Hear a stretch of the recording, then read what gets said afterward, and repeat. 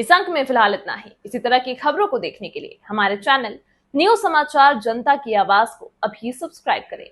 अब मुझे दीजिए इजाजत। धन्यवाद।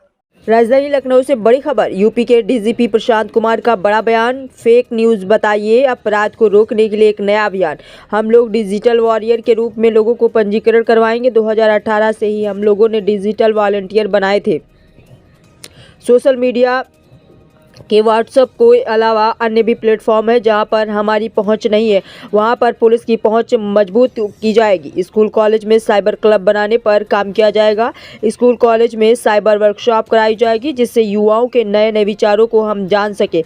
महाकुंभ के आयोजन को देखते हुए व्यवस्थाएं की जा रही हैं जिससे विश्व से आने वाले लोगों की समस्याएं कम की जा सकें। हम अपनी पहुँच सोशल मीडिया के अलग अलग प्लेटफॉर्मों पर बना रहे हैं। जल्द ही इस संबंध में युद्ध स्तर पर कार्रवाई अमल में लाई जाएगी। तो आइए देखते हैं पूरी रिपोर्ट अभिषेक दुबे के साथ।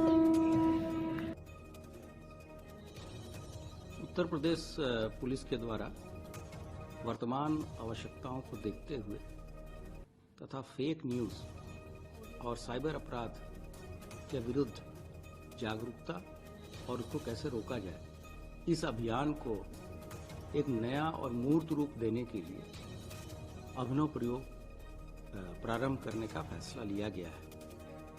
इसमें हम लोगों ने डिजिटल वॉरियर के रूप में लोगों का हम पंजीकरण कराएंगे।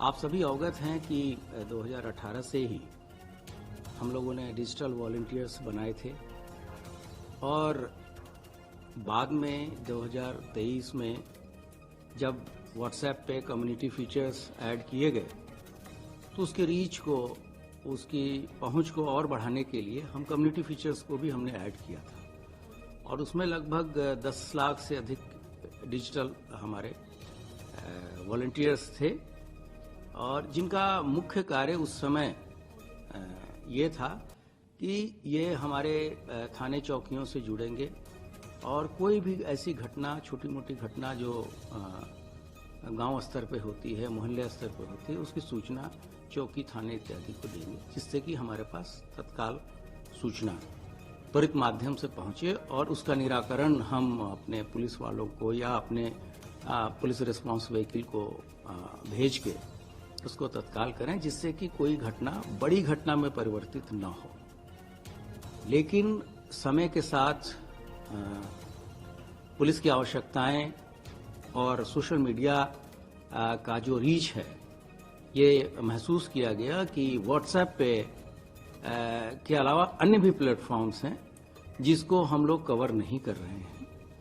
तो इन आवश्यकताओं को देखते हुए तथा जो साइबर क्राइम का एक नया आयाम जुड़ता जा रहा है, उसको देखते हुए ये निर्णय लिया गया है कि अब हम हमारे जो डिजिटल वॉलंटियर्स हैं उनको एक हम नया नाम देंगे जो कि डिजिटल वॉरियर होंगे और इसके लिए हम लोग जो जितने भी स्कूल कॉलेजेस हैं इसमें लोगों को प्रोत्साहित करेंगे। इसके लिए कार्यशालाएं आयोजित की जाएंगी। इनके गूगल फॉर्म भी हम भरवाएंगे जिसमें उनके कॉन्टैक्ट नंबर्स रहेंगे।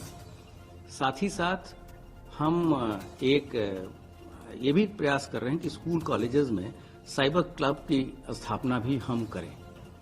इस साइबर क्लब में जो वहाँ के जो डिजिटल वॉरियर्स होंगे वो एक वर्कशॉप कराएंगे जिसमें जो नए नए प्रयोग हो सकते हैं और जो नए युग के लड़कों में जो रचनात्मक चीजें उनके दिमाग में आ रही है कि कैसे पुलिस की मदद की जाए, कैसे साइबर क्राइम को रोका जाए, कैसे समाज को जागरूक किया जाए।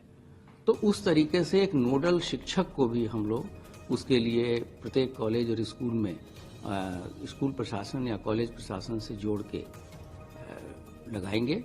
और ये सारी चीज़ें हम कुंभ की आवश्यकताओं को देखते हुए भी कर रहे हैं, क्योंकि आप सभी अवगत हैं कि एक बहुत ही ऐतिहासिक क्षण है उत्तर प्रदेश के लिए, पूरे देश के लिए और उत्तर प्रदेश पुलिस के लिए कि जब हम लोगों को विश्व का सबसे बड़ा जो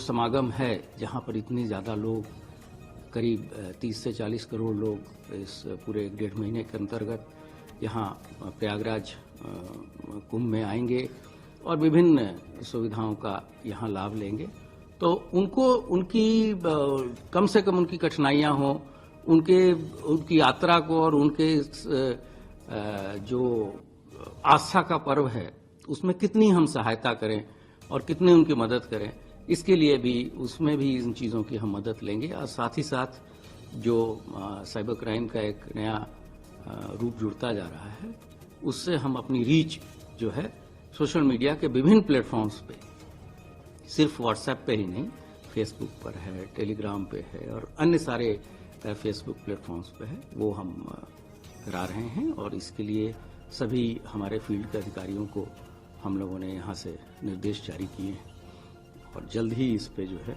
एक युद्ध स्तर पे कार्रवाई अमल में लाई जाएगी।